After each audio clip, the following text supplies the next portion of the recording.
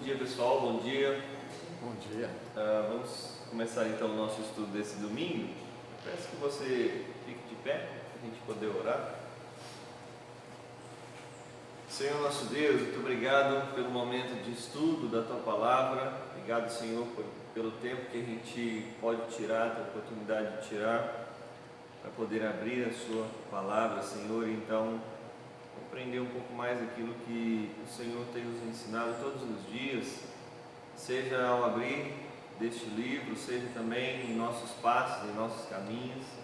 O Teu Espírito nos tem ensinado tudo aquilo que é necessário para a gente poder ser conduzido na vida que temos. Obrigado pelas famílias aqui representadas, por aqueles que estão em casa. Senhor, em nome de Jesus, nós possamos sempre no coração ter aquela consciência, aquela necessidade de abrirmos a Tua Palavra para estudarmos, porque é bom e não é bom que o homem esteja longe do Senhor. Por isso, que o Senhor possa nos conduzir essa manhã no entendimento da mesma, no entendimento dessa história maravilhosa, qual o Senhor deixou para nós, para que tivéssemos a oportunidade de crescermos juntos, e assim aqui estamos. Abençoe a todos aqueles que estão reunidos nesse momento, em prol da Sua Palavra.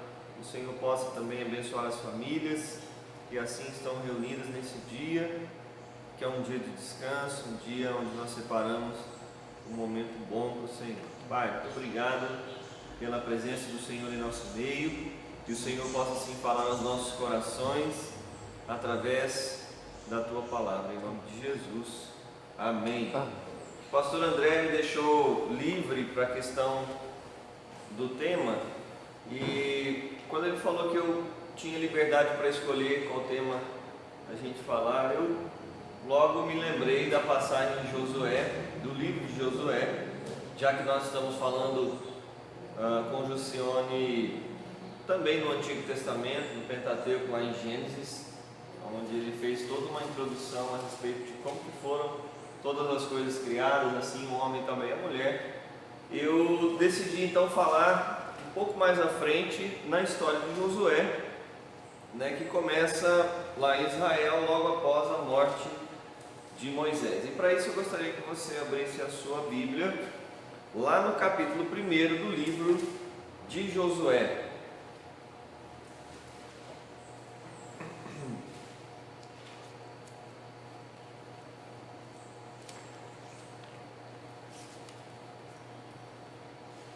Capítulo 1 do livro de Josué é o capítulo que norteia todo esse livro. Provavelmente é uma grande introdução que vai delegar a Josué tudo aquilo que ele haveria e deveria de fazer em prol do povo de Deus. Logicamente a gente não pode pensar que o povo de Deus ele é excluído quando se trata de uma pessoa só, onde Deus trabalha através de uma pessoa. A verdade é que Deus trabalha através de uma pessoa em prol do povo. Então assim foi com Moisés e também agora é com Josué, logo depois da morte de Moisés, o grande líder do povo. Só para vocês se lembrarem, caso vocês não conheçam, mas Josué é filho de Num, como vai nos dizer aqui os primeiros versos. E Josué esteve com Moisés em toda a sua história, em toda a sua travessia, desde o Egito até a chegada na beira do Jordão, até onde também, na beira do monte, onde Moisés faleceu, morreu, foi levado pelo Senhor. E aqui a gente chega em um momento histórico muito importante na história de Israel, porque é um grande momento, é um momento diferente do momento que foi até mesmo com a travessia do povo, com o próprio Moisés em si, que foi o grande líder, o grande libertador e legislador do povo israelita. Versículo 1, se você já abriu aí, diz assim: Sucedeu depois da morte de Moisés, servo do Senhor, que este falou a Josué, filho de Num, servidor de Moisés, dizendo: Moisés, meu servo, é morto. Dispõe-te agora, passa este Jordão, tu e todo este povo, a terra que eu dou aos filhos de Israel. Todo lugar que pisar a planta do vosso pé, vô-lo tenho dado, como eu prometi a Moisés, desde o deserto e o Líbano até ao grande rio, o rio Eufrates, toda a terra dos heteus e até o mar grande, para o poente do sol, será o vosso termo. Ninguém te poderá resistir todos os dias da tua vida. Como fui com Moisés, assim serei contigo. Não te deixarei, nem te desampararei. Aqui nesses primeiros 5 versos, Deus fala a respeito da sua obrigação ou do seu serviço para com o povo. Ele vai dizer para o povo e para Moisés também o que ele haveria de fazer, que ele não deixaria o povo desamparado mesmo após a morte do grande líder. Isso aqui já nos traz um bom ensinamento, já nos traz um grande lembrete, inclusive, de que Deus controla todas as nossas vidas, Ele controla os nossos passos. Mas se você for pegar um apanhado histórico, foi assim também no Éden, como a gente viu e tem visto e estudado aqui com o Jussione, através do livro de Gênesis. Deus criou todas as coisas e Ele fez a maneira própria para que o homem pudesse cuidar, e Ele então designa o homem para essa tarefa. É a mesma coisa, Ele controla todas as coisas, Ele criou todas as coisas e colocou o homem no Éden para que o homem pudesse cuidar, e assim deu ordens ao homem e também à mulher depois, quando Ele a criou. Aqui Ele também dá ordem para Josué, assim como deu ordem para Abraão, assim como deu as ordens também para Moisés. Quando Moisés está no monte conversando com Deus através da sarça, o primeiro contato que Moisés tem com Deus, Deus fala para ele: olha, tira as suas sandálias, porque o lugar em que você está é um lugar santo, e eu vou conduzir você para libertar o meu povo, porque tenho ouvido e visto as dificuldades que o povo tem passado por conta da escravidão. Então Deus designa Moisés para que ele vá até o Egito e liberte o povo israelita, para que o povo israelita possa adorá-lo no deserto, para que o povo possa ser levado de volta para a terra que já era do povo israelita de antes, terra prometida a Abraão e a sua descendência. Então aqui nós vemos agora Deus da mesma maneira designando as próprias ações. O que Deus vai fazer em relação ao povo? Ele criou todas as coisas, Ele conduz o homem, e agora Ele exige que o homem também, nessa condução, cumpra alguns deveres, o que é de fato algo que a gente sempre tem visto e ouvido, você também na sua vida. Olha só o que Ele vai falar no versículo 6. Já que eu não vou te desamparar, já que eu não vou te deixar, assim como eu fui com Moisés, eu vou ser com você, e você precisa se dispor a me seguir, você precisa dispor-se a passar este Jordão, tu e todo esse povo, e você vai liderá-los. O que você precisa fazer? Ser forte e corajoso, versículo 6, porque tu farás este povo herdar a terra que sob juramento prometi dar a seus pais. Tão somente, unicamente, ser forte e corajoso, para teres o cuidado de fazer segundo toda a lei que o meu servo Moisés te ordenou. Dela não te desvies, nem para a direita, nem para a esquerda, para que sejas bem-sucedido por onde quer que andares. Não cesses de falar deste livro da lei, antes medita nele dia e noite, para que tenhas cuidado de fazer segundo tudo quanto nele está escrito. Então farás prosperar o teu caminho e serás bem-sucedido. Não te mandei eu ser forte e corajoso? Não temas nem te espantes, porque o Senhor teu Deus é contigo por onde quer que andares. Gente, isso aqui é muito maravilhoso. Josué recebe um legado, ele recebe uma incumbência agora depois da morte de Moisés. E o que ele precisa fazer? Atravessar o Jordão com o povo. Existe uma única barreira, e essa barreira define toda a história de Josué. Você precisa ser forte e corajoso para atravessar o Rio Jordão. Gente, o Rio Jordão é uma travessia muito simples, ele não mede aqui em mim, por exemplo, e você pode atravessá-lo a pé, sem precisar, sem necessitar de uma embarcação, de alguma coisa que te leve até o outro lado. Você pode, tem alguns momentos também, inclusive do ano, que o Rio Jordão está ainda mais baixo e é possível atravessar sem nenhum tipo de dificuldade. Mas para a gente entender isso aqui, a gente precisa compreender algumas coisas. Primeiro, quem foi Josué? Por que Deus designou Josué para liderar esse povo nessa travessia? A preparação dessa travessia é uma coisa que a gente não pode deixar passar. E a travessia em si do Jordão. São três coisas que nós vamos ver a partir aqui do capítulo 1 de Josué, para entender essa incumbência que Deus trouxe para a vida desse homem. E nós vamos ver no final que nós também temos um legado, nós também temos um objetivo como criaturas do Senhor. Nós também temos um trabalho, um serviço a ser feito como cristão, como criatura de Deus. Então, se Moisés teve um legado, Josué também vai ter um. Eu e você também vamos aprender pela vida desses homens que nós também podemos, o que nós podemos fazer com a palavra de Deus instalada em nós.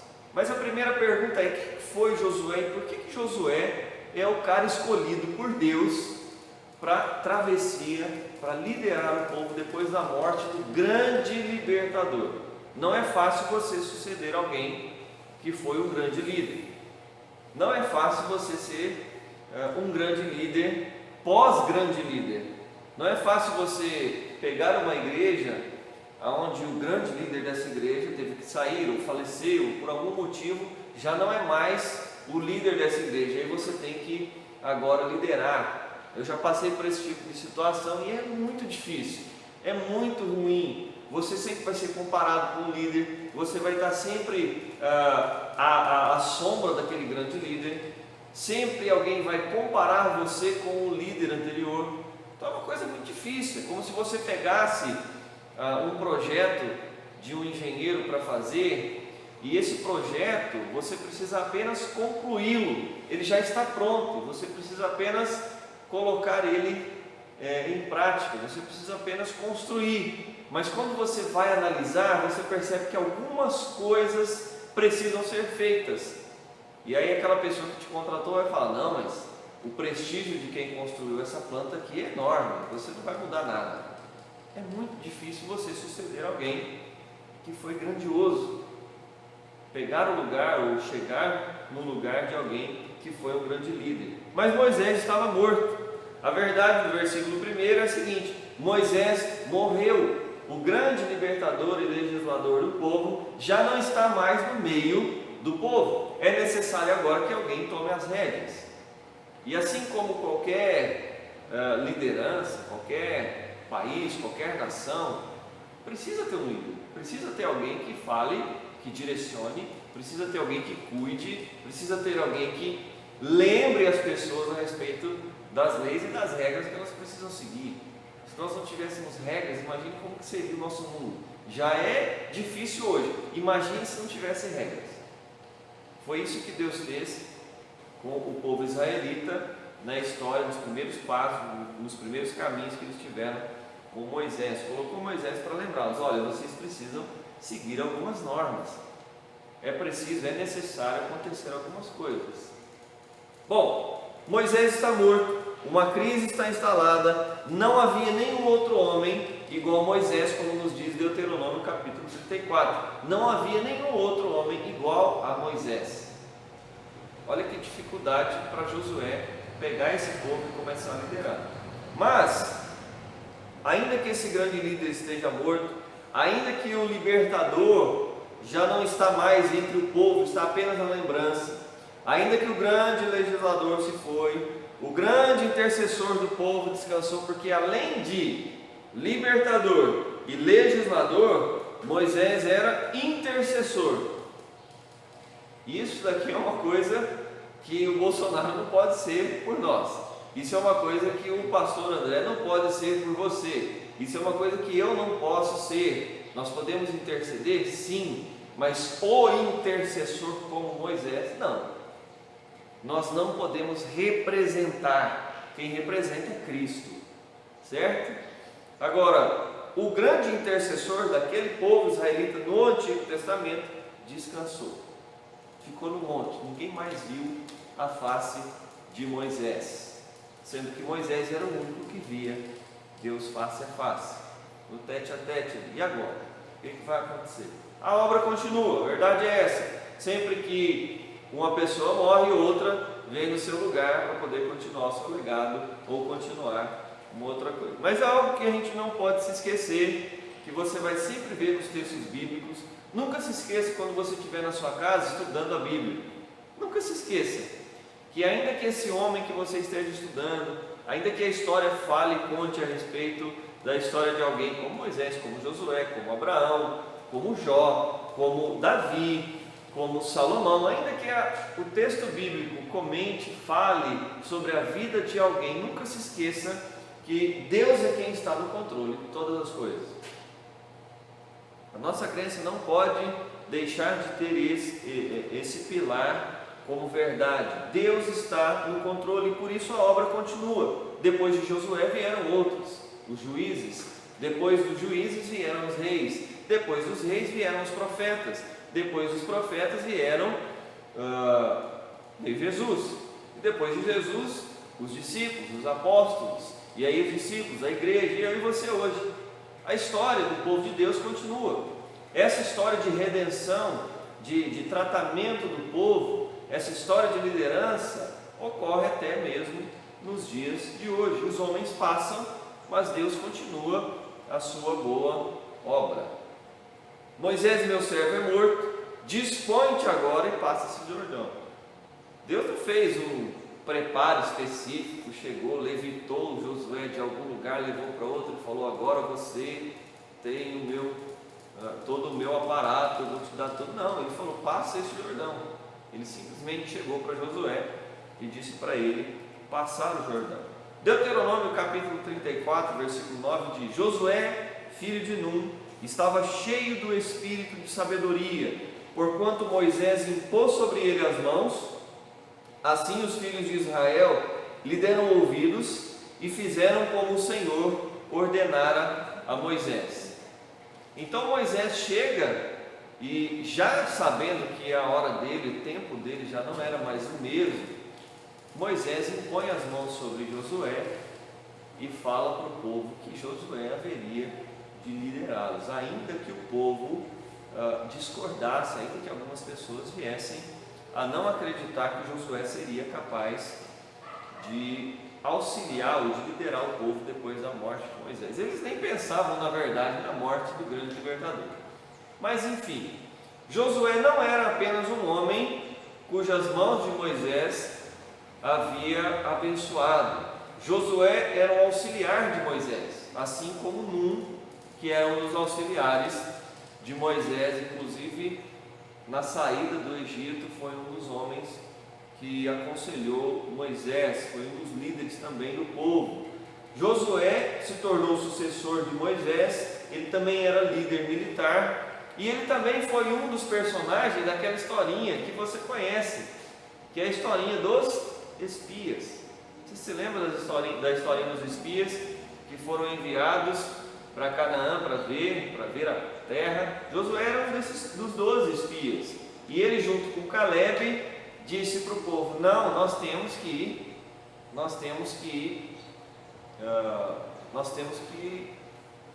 avançar, nós não podemos parar, nós não podemos voltar, nós vamos avançar, porque o Senhor já colocou esse povo sob nossas mãos, e a gente vai conquistá-lo.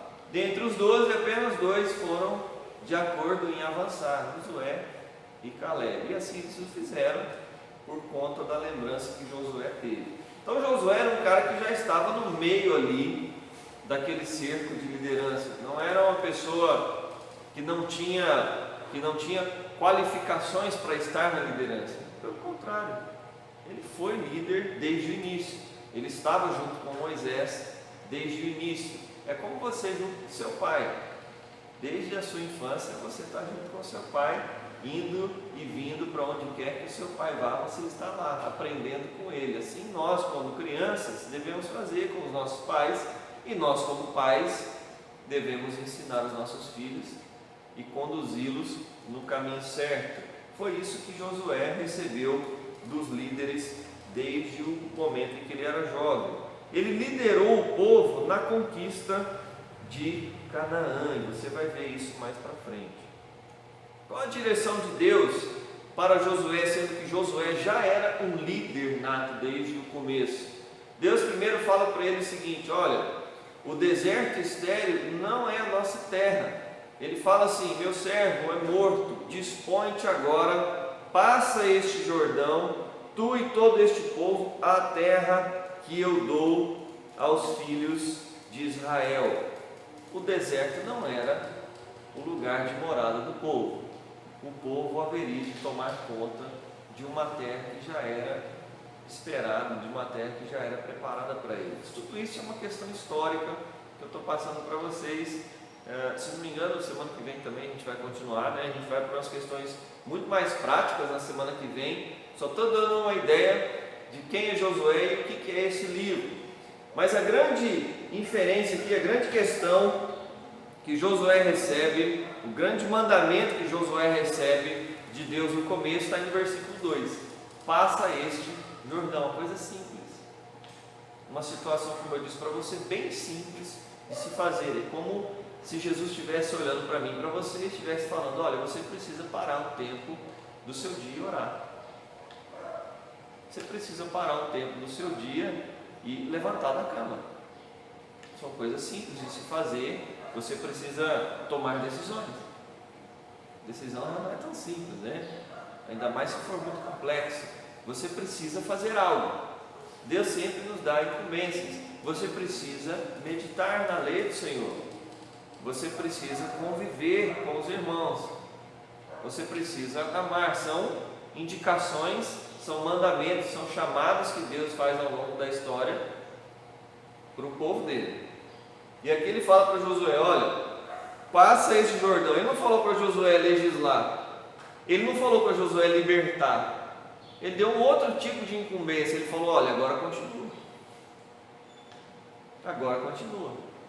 Você legislar, ensinar leis para o povo, para um povo que não tinha leis, era fácil, era só você criar. E Deus deu para Moisés as leis no monte. Deu 10 leis e dessas 10 outras foram sendo criadas. Mas Deus deu. Deus conduziu Moisés para que Moisés pudesse guiar o povo de uma maneira tranquila, né? A gente sabe que não foi, mas o povo não tinha regras, não tinha leis. Então fez necessário a criação dessas regras. Então o deserto não é nossa casa. A incumbência que Deus dá a Josué é para que ele passe o Jordão com o povo. E aí ele fala no versículo 3 até o versículo 5 que todo lugar que Josué com o povo pisar a planta dos pés, ele conquistaria. Todo lugar. Não houve na história bíblica, não houve na história dos reis, não houve na história dos juízes, homem que conquistou mais do que o próprio Josué. Todas as batalhas que Josué lutou, ele ganhou. Todas as batalhas que Josué passou com o povo, ele ganhou com o povo. Desde o início desde o início da grande batalha ali de Jericó, até o fim da vida de Josué, ele foi vitorioso em todas as batalhas. Por que isso acontece com Josué e com outros não? Pode falar. Só perdeu por aí por causa do pecado, né? Com certeza. Mas ele foi vitorioso em todos, ainda que tenha escorregado na banana, né? Mas a verdade é a seguinte: a geração deles foi o que passou? Sim. Aí tem a história do Pentateuco lá, o porquê das gerações não atravessarem juntos, né? Aí tem as questões que já é parte dessa geração, foram os dois que passou. Sim. Versículo 6, Deus diz para o povo que aquela terra já é terra do povo de Deus. Então era só necessário a travessia e obviamente a confiança do povo em relação àquilo que Deus haveria de fazer uma hora, né? aquilo que o povo haveria de fazer. Olha o versículo 6: ser forte e corajoso, porque tu farás este povo herdar a terra que sob juramento prometi dar a seus pais. E esse farás aqui, essa palavra já é uma palavra assertiva, já não é uma palavra que tem uma segunda ideia, ele não vai conseguir, mas Deus fala assim para ele: olha, eu sei que você vai dar conta, porque eu estou no comando da situação. Então tu farás, o povo herdará, e é juramento, é promessa do Senhor que essa conquista ocorra. Antes de Josué questionar, Deus responde: quem que eu devo levar? O povo. Você não deve levar só aqueles que você gosta. Você não deve conviver só com quem você gosta. A gente nem faz isso, a gente nem vive, nem convive só com quem a gente gosta. A gente tem dificuldades, tem pessoas diferentes no nosso trabalho, no nosso estudo. Na nossa casa sim, a gente convive com quem a gente gosta. Agora, fora da nossa casa, não tem jeito. A gente vai conviver com pessoas que não têm a mesma criação, que não têm o mesmo pensamento, que não exercem a mesma fé, que não exercem o mesmo tipo de trabalho que nós, que trabalham e agem de uma maneira diferente dentro do nosso trabalho. Nós vamos ter que conviver com todas as pessoas. E essa é uma verdade para nós hoje. Quem que eu devo levar para a terra prometida? Só quem eu gosto? Não. Você tem que levar todo o povo. Para onde que nós vamos? Um lugar específico. A terra que eu dou aos filhos de Israel. Quando que nós iremos para esse momento? Quando que nós agiremos? Agora, né? Faça esse povo atravessar o Jordão. O que eu aprendo nesses primeiros versículos aqui com Josué e com Deus? Primeira coisa que eu preciso enxergar nesse texto aqui, que Deus continua no controle de todas as coisas. Ainda que Josué tenha um pensamento diferente, uma cabeça diferente, assim como eu e você, que pensamos diferentes em situações, em coisas, Deus continua no controle de todas as coisas. Por exemplo, o que você pensa a respeito do que nós estamos vivendo hoje? Se você for parar em cada esquina e perguntar para alguém o que ele pensa a respeito da pandemia que a gente vive, cada um vai dar uma ideia diferente. Cada um vai dar uma opinião diferente. É por isso que Deus controla as coisas. Porque se dependesse do homem, cada um ia falar um negócio. E a gente nunca iria seguir por um caminho, seguir por um ponto. Então é Deus quem continua no controle de tudo, ainda que esteja uma desordem aos nossos olhos toda a situação. E ali haveria de acontecer, sei lá, uma anarquia, haveria de acontecer alguma coisa. O povo talvez não iria querer que Josué liderasse, talvez algumas pessoas poderiam até chegar a Moisés e falar: olha, nós não queremos que depois da sua passagem Josué seja o nosso líder. Mas não foi isso que aconteceu, porque Deus estava no controle. Ainda que uma desordem por conta da morte de Moisés fosse evidente. O tempo para as coisas acontecerem é agora. O tempo para você fazer alguma coisa é agora. Nós temos um tempo determinado. Se nós deixarmos para fazer as coisas depois, nós não vamos alcançar os nossos objetivos. O tempo de se pregar o Evangelho é hoje. Olha que tempo mais propício de se pregar o Evangelho. Esses dias lá na escola a gente toda semana prepara um estudo e envio para os professores.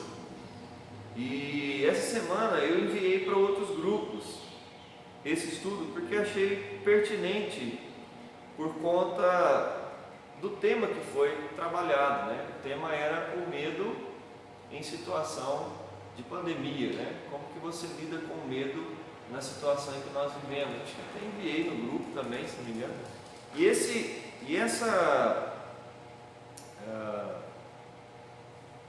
Essa meditação, essa pequena meditação, enviei também para um grupo de colegas meus lá no estado de São Paulo, e um deles pegou essa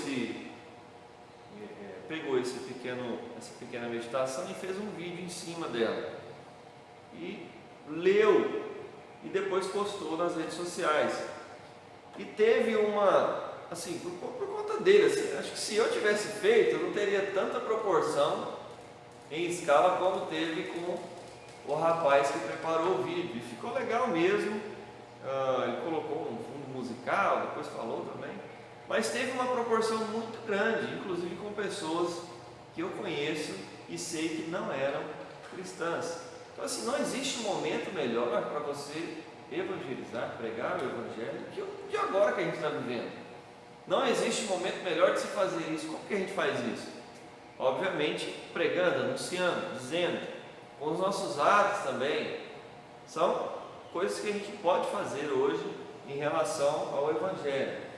Além do tempo ser agora, ter que se fazer algo que o Senhor nos pede hoje, porque amar o próximo como a ti mesmo não é uma coisa que a gente faz só quando a gente quer, é uma coisa que se faz o tempo inteiro. O tempo para se fazer isso é agora. Uma outra coisa que eu aprendo é que entre a eternidade e a vida hoje, há os rios a serem atravessados. Entre a nossa ida, a nossa chegada na eternidade celestial com Deus e a vida que nós levamos hoje, há rios, há dificuldades que nós vamos atravessar. E a palavra de Deus nunca nos ensina que nós não vamos ter dificuldades, muito pelo contrário, nós estamos sendo sempre preparados para passar pelas provações e diversidades. A provação de Josué, ter que pegar o povo para liderar, foi uma provação enorme. E agora tem que atravessar o Rio Jordão e dizer para o povo, assim como Moisés dizia: olha, vamos atravessar esse mar. Vamos atravessar esse mar, porque simplesmente vou pegar o meu cajado e vou abrir o mar. Fazer isso na pessoa de Josué, imagine só como seria uma dificuldade enorme. Mas Deus nunca disse para Josué que as coisas seriam fáceis, muito pelo contrário, né? Por parte de Deus seria fácil, obviamente, mas da parte de Josué não. Então, entre a eternidade e a vida, as dificuldades a serem atravessadas, há os rios que nós vamos ter que atravessar. Quantos de nós não passamos por dificuldades? A verdade é, nós nunca devemos pensar que nós não vamos tê-las. Nós nunca devemos pensar que nós não vamos passar pelas lutas e provações que nós passamos todos os dias. Inclusive, o que nós estamos vivendo hoje é uma prova disso. Ninguém está aquém disso, todo mundo está tendo que se proteger. Todo mundo está tendo que tomar a medida necessária para não encarar de frente esse vírus. E talvez você até tenha pegado. Então, outra coisa que nós aprendemos é que todas as conquistas que Josué vai ter, que Moisés teve, foram conquistas que vêm do Senhor. Em nenhum momento você vê, tanto na chamada de Deus com Moisés lá no monte, Moisés simplesmente fala para ele: mas eu não sei falar. Como que eu estou jurado de morte. Se eu voltar para o Egito, eles vão me matar. Se eu voltar para o Egito para falar, para pedir para o povo sair, eu vou falar isso? Eu não tenho condições. Tem gente que fala que Moisés era gago, né? Ele não sabia falar. E Moisés tinha um coração assim, era um cara meio sanguíneo, né? Era um cara que, se ouvisse uma palavra torta, ele respondia na hora, né? Ele não levava desaforo para casa. E aí ele fala para Deus: mas eu saí foragido de lá, vou fazer o quê? Aí Deus fala o quê para Moisés? Cara, é só você abrir a boca que eu vou falar para você. Pega, toma o cajado nas mãos e use, porque eu vou agir por você. E Deus ainda vai além disso. Ele fala: eu também vou agir na vida de Faraó, porque eu o farei negar a saída do povo do Egito, e ele vai ser tratado também no coração. Então, tudo aquilo que vai acontecer naquele momento ali com Moisés é a mesma coisa que acontece aqui. Desde o primeiro momento, Josué ouve de Deus que é ele quem vai fazer todas as coisas. Eu farei de você um grande homem, eu farei esse povo atravessar. É só você andar. Você só precisa acordar o povo e falar: é hora de atravessar. Só precisa preparar o povo para essa travessia. E o mais interessante é que há todo um preparo de fato para essa travessia. E a gente vai ver isso na semana que vem. Esse preparo é todo especial, um preparo todo diferente. Uma outra coisa que eu aprendo é que Deus é contra o desânimo. Deus é contra o desânimo. Poxa, não existe momento melhor para você desanimar em relação à igreja do que o momento de pandemia. Você desanima, você vai, por que eu vou na igreja? É pandemia. Não existe momento melhor para você desanimar quando você está numa situação financeira ruim. Para a igreja para quê? Gastar gasolina? Já não tem dinheiro. Não existe momento melhor de você desanimar do que um momento de dificuldade. Mas Deus é contra o desânimo. Lá em Tiago nós vamos ver isso. Abra comigo a palavra de Deus lá em Tiago, capítulo 1. Carta de Tiago. Versículo de número 2.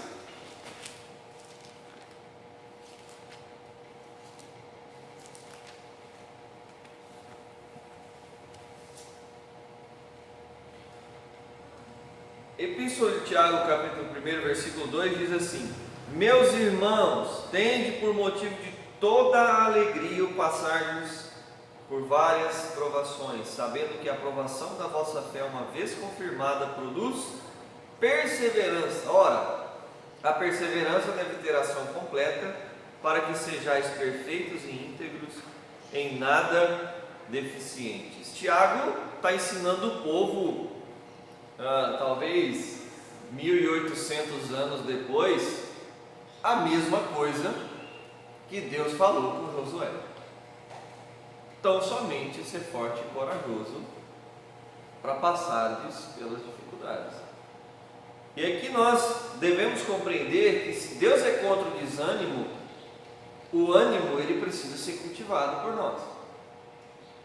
A gente precisa se reanimar. Precisa passar o óleozinho lá no negócio e botar no peito aqui e fazer o trem andar de novo. Você precisa voltar a crer.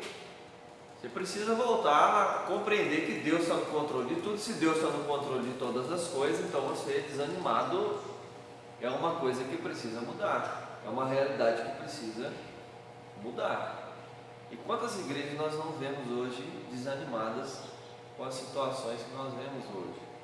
E o desânimo ele acontece no coração. Você deixa de aprender, você deixa de querer, você deixa de ensinar, você deixa de viver. Tem um educador que diz que a gente aprende não é depois que você entendeu. Você não aprende quando você entende. A pessoa que mais aprende é aquela que cavuca, é aquela que vai atrás para entender. A pessoa que aprende é aquela que olha e fala: eu nunca entendi, nunca compreendi como que o ventilador ele recebe carga, energia e ele passa então a girar a sua hélice. É aquela pessoa que pega a ferramenta e fala: eu vou entender esse negócio aqui. É um educador que fala que a gente aprende quando a gente cavuca. E de fato é o que Deus está ensinando aqui. Então somente ser forte e corajoso. Medita neste livro dia e noite, para que você tenha o cuidado de fazer tudo quanto nele está escrito. Tão somente ser forte e corajoso. Deus repete isso para Josué várias vezes ao longo do livro de Josué. Por quê? Por que Deus repete para Josué que ele precisa meditar dia e noite? Porque Deus sabe que na primeira dificuldade o homem desanima, porque o homem é frágil. Não cesses de falar deste livro para o povo. Não cesse. Josué fez isso. Josué fez isso desde o primeiro momento que ele começou a preparar o povo para atravessar o Jordão até o último momento da sua vida. Depois de Josué, não houve outro homem igual o cara chamado Josué. Então o ânimo ele é cultivado no coração. Não cesse de falar, tão somente ser forte e corajoso para você fazer tudo quanto segundo manda a lei que meu servo Moisés te ordenou. Versículo 7. Dela não te desvies nem para a direita nem para a esquerda, para que sejas bem sucedido por onde quer que andares. E aí o versículo 9: não te mandei eu ser forte e corajoso, não temas, nem te espantes, porque o Senhor teu Deus é contigo por onde quer que andares. Se o ânimo é cultivado no coração, o que me mantém animado é a consciência da presença de Deus. Consciência da presença de Deus. Aí eu pergunto para você: você é consciente da presença de Deus no momento que nós vivemos? Que é muito mais fácil você dizer que Deus não está nem aí para a raça humana, não está nem aí para o momento que nós vivemos. É muito mais fácil você dizer que Deus não sabe das coisas que estão acontecendo aqui, Ele se põe surpreendido pelas situações, do que no seu coração você ter plena certeza de que Deus está com você. Mas Ele fala: teu Deus é contigo por onde quer que andares. Alguma questão até aqui, gente? Alguma pergunta? Certinho? Então vamos finalizar aqui. O que é ter plena consciência, ânimo de que o Senhor está conduzindo toda a nossa vida? Como que eu chego a isso? Como que eu fico animado? Como que eu fico disposto com relação àquilo que eu aprendo na igreja, aquilo que eu aprendo dos líderes, aquilo que eu aprendo na palavra de Deus? Como que eu chego a esse ponto de que a certeza é muito maior do que a noção de dificuldade que nós vivemos? A certeza de que Deus comanda a minha vida e está controlando todas as coisas. Como que eu chego a esse ponto? Primeiro, nós fomos olhar para esses 9 versos aqui. O versículo 8 diz que nós precisamos meditar. Não tem outra maneira de você crer que Deus faz todas as coisas senão meditar. Olha o que Deus faz na vida de Abraão. Olha o que Deus faz na vida de Noé. Olha o que Deus faz na vida de Josué. Olha o que Deus faz na vida de Salomão. Olha o que Deus faz na vida de Davi. Olha o que Deus faz na vida dos apóstolos. Se nós não tomarmos esses como exemplos, como que nós vamos crer hoje que Deus controla todas as coisas? Quando que eu tenho que meditar? Dia e noite. Dia e noite. Versículo 8: não cesses de falar deste livro da lei, antes medita nele dia e noite, para que tenhas cuidado de fazer segundo tudo quanto nele está escrito. Então farás prosperar o teu caminho e serás bem sucedido. Então, para se ter uma vida conduzida pela certeza de que Deus está no controle de todas as coisas, eu preciso meditar. Se eu não me alimentar, como que eu vou saber o que Deus faz? Tem uma igreja nos Estados Unidos que a condução dela é a seguinte: eles têm a Bíblia em mãos, eles leem a Bíblia no culto, mas a chamada deles é que todas as coisas que acontecem na Bíblia foi o homem quem fez. Eles excluíram Deus da Bíblia. Isso é uma igreja norte-americana, conduzida por uma pastora lá que abriu essa, e é uma mega igreja. E eles têm essa problemática. Eles leem a Bíblia pela ótica antropológica, pela ótica do homem. Eles não compreendem que Deus fez alguma coisa. Eles excluem a palavra Deus da Bíblia. É uma coisa assim bem corajosa de se fazer, né? Para você tirar alguém que fez todas as coisas acontecerem simplesmente para ensinar. Vou pegar o nome dessa igreja, depois vocês dão uma pesquisada lá, acabei me esquecendo.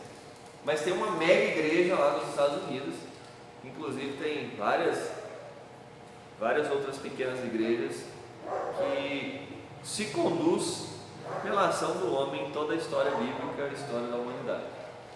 Outra coisa que eu preciso fazer, além de meditar, é fazer, agir. A gente medita, aprende aquilo que está escrito, mas não age.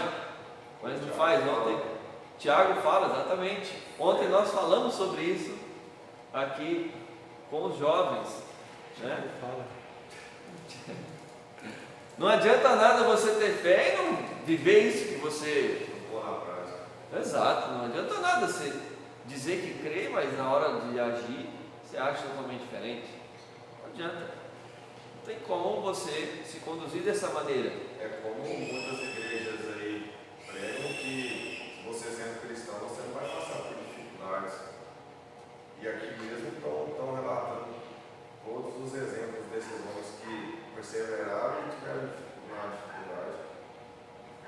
certeza. A palavra provação que a gente lê lá em Tiago, ela não diz respeito apenas às provações espirituais, mas diz respeito a tudo, né? As provações que você passa na vida, no dia a dia, e na prova de que você tem que provar a sua fé, no momento que você tem que provar que você de fato é cristão, né? Como Se que você se considera um cristão, sua vida vai muito bem, com cuidado.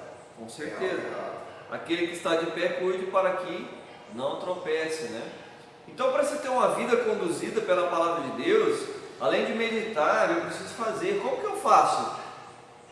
Deus fala para Josué: não se desvie nem para a direita, nem para a esquerda.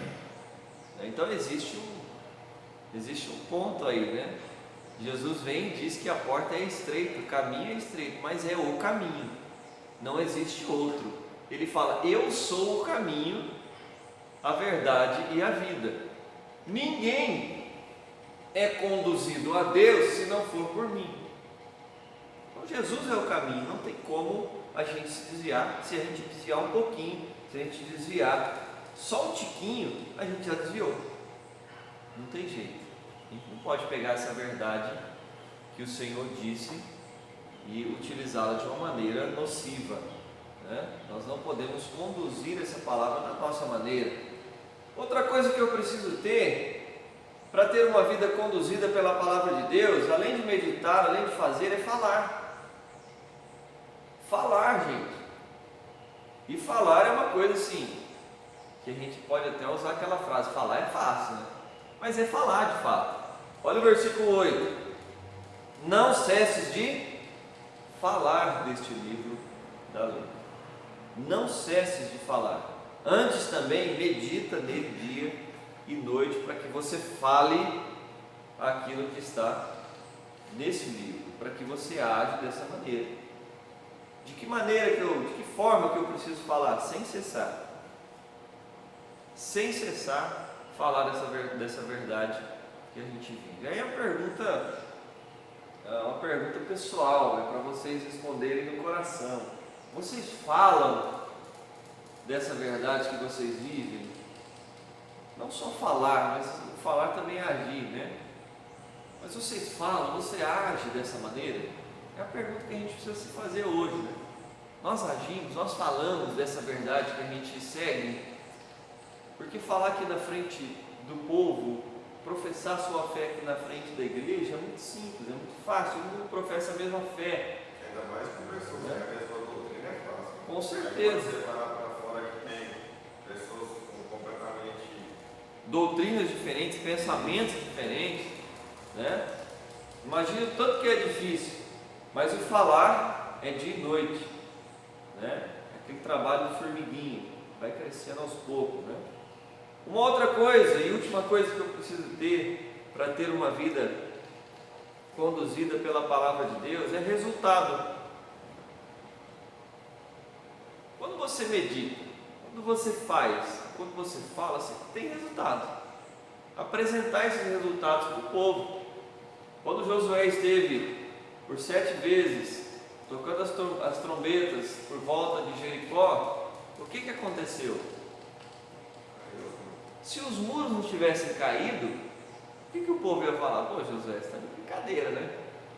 Cara, esse lugar que você está levando a gente é ruim, nós não vamos chegar a lugar nenhum. Mas os muros caem.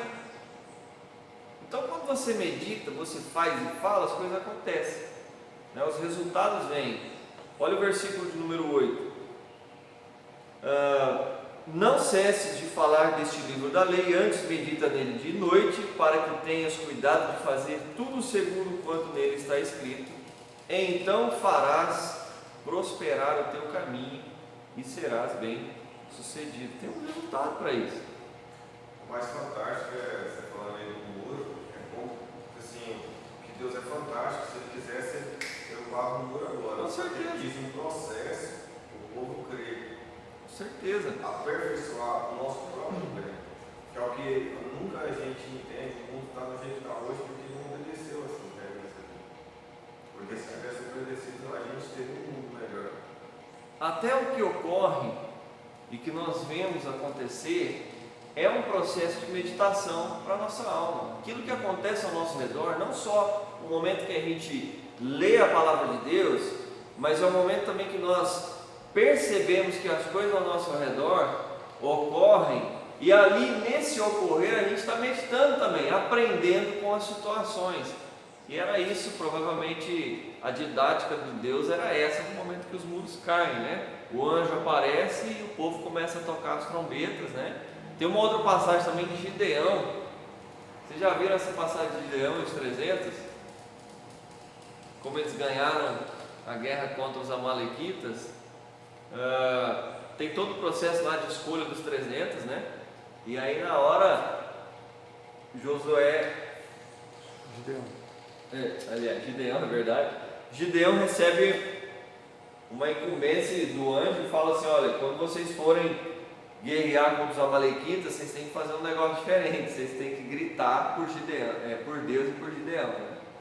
E aí eles sobem ao morro, e lá em cima acontece todo um processo de preparo lá antes da batalha, e aí eles tocam as trombetas e gritam por Deus e por Gideão, e o povo começa, os 10.000 amalequitas que existiam lá, eles começaram a correr de medo.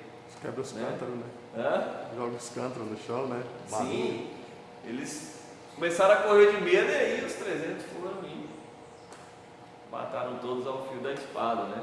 E depois vieram também os exércitos. Mas todas as coisas que ocorrem para o ensino, né? Para a meditação nossa e aprendizado.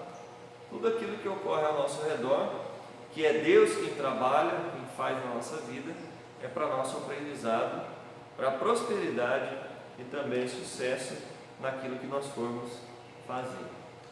Tudo bem, gente? A gente para por aqui. Semana que vem a gente vai falar um pouquinho mais a respeito dessa preparação. Aí vem umas questões mais práticas.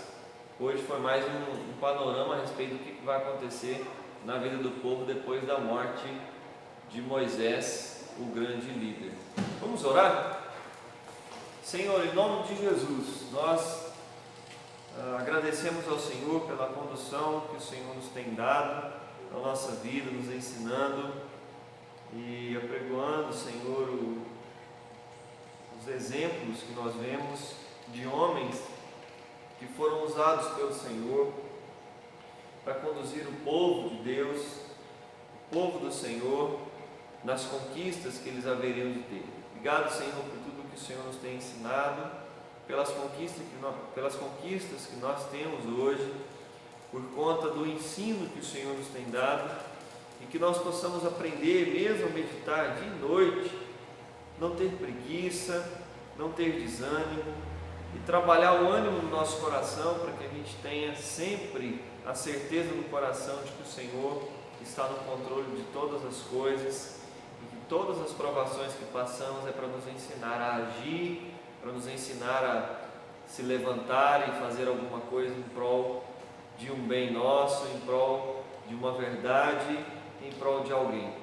Senhor, nos ensine a amar, nos ensine a confiar no Senhor todos os dias da nossa vida. Em nome de Jesus. Amém. Bem, queridos, é isso.